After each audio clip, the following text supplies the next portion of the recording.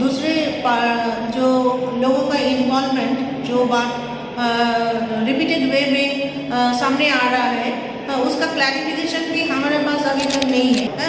ये जो created evidence का ऊपर में संजय का जो सजा हो रहा है इसमें हमारा बहुत सारा क्वेश्चन मार्क भी आ रहा है।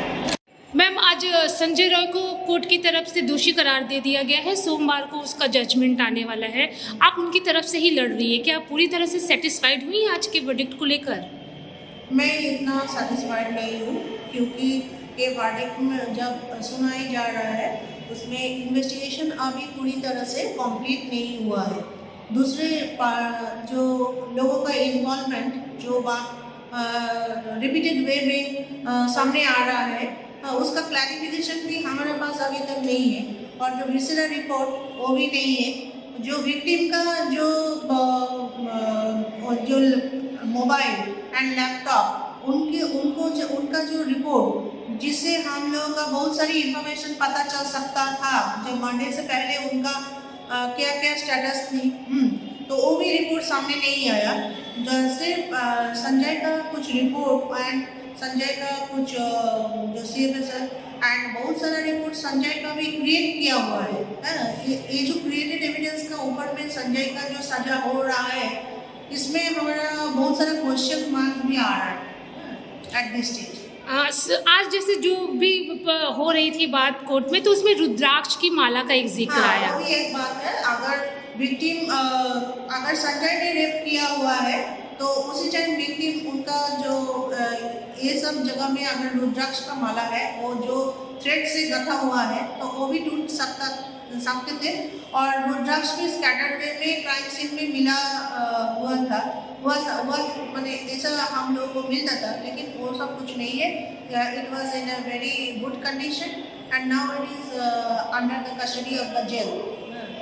तो अभी मैम आप लोग क्या करेंगे, क्योंकि सोमवार को इसका फाइनल जजमेंट आने वाला है, क्या लगता है क्या सज़ा मिलेगी? और CBI की जो सप्लीमेंट्री चार्जशीट है उसको लेकर क्या बोलेंगे आप? CBI का जो सप्लीमेंट्री चार्जशीट उसका तो CBI अभी जिक्र नहीं कर रहा है, कब वो देगा उसका भी सर्टेनिटी नहीं है। लेकिन हाई कोर्ट और सुप्रीम कोर्ट किसी भी कोर्ट में जो विक्टिम का पेरेंट्स गया हुआ है उस कोर्ट का भी कोई स्टे ऑर्डर अभी तक नहीं मिला है। तो इस जजमेंट में कोई रुकावट का जगह नहीं है, ये जजमेंट तो होने वाला ही है। और जो मेरा जो कहना है जे विसरा एंड द इलेक्ट्रॉनिक एविडेंस का जो विक्टिम का जो डिवाइस का जो एविडेंस वो सामने आ जाता तो डिसाइड करने में थोड़ा बहुत क्लैरिफिकेशन हम लोगों को मिलता है। तो अगर उससे मिलता कि हमारा संजय अभी किया हुआ है तो सजा तो होने वाला ही है, ऐसा है ना, सजा तो होने वाला ही है अगर वो किया है। लेकिन उन्होंने किया है कि नहीं, इस सर्टेनिटी पर हम लोग अभी तक नहीं पहुंच सकते। क्या वजह है कि अभी भी आप लोगों को कहीं ना कहीं ये शक है कि संजय पूरी बेकसूर है, एक तरह से बोला जाए, या तो और भी लोगों का इन्वॉल्वमेंट है? और भी लोगों का इन्वॉल्वमेंट है, वो भी क्लैरिफाइड वे में हमारे सामने भी नहीं आया हुआ है क्योंकि प्रोसिक्यूशन की तरफ से कोई डायरेक्ट एविडेंस क्राइम सीन से नहीं है ना। और उनका जो डिफेंस विटनेस हम लोग भी नहीं खड़ा कर पाए, ने किया हुआ है नहीं किया है मेरा सीनियर ने। तो इसी तौर पे डिफेंस का बहुत सारा नेग्लिजेंसी है जो वो कर सकते थे लेकिन किया नहीं। ये जो मैटर है वो भी बहुत क्वेश्चन का that is also a big question mark, why defence has not done his job properly.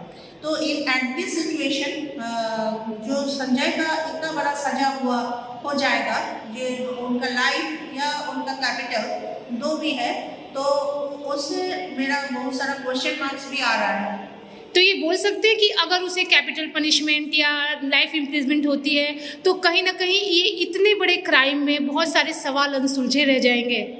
हाँ, बहुत सारा सवाल उलझे हुए रह जाएंगे और इनका जवाब शायद हम लोग अगर ये संजय ने हाई कोर्ट किया है और सुप्रीम कोर्ट भी किया जाएगा तो उनकी तरफ से अगर लॉयर ने वो एविडेंस दे सकता है तो उनका थोड़ा बहुत राहत मिलेगा। Ma'am At this stage, it is not possible because everything has done from our side, from every side. Ma'am आपका नाम और डेजिग्नेशन? मेरा नाम है कविता सरकार, मैं असिस्टेंट LADCS ऑफ शियालदा।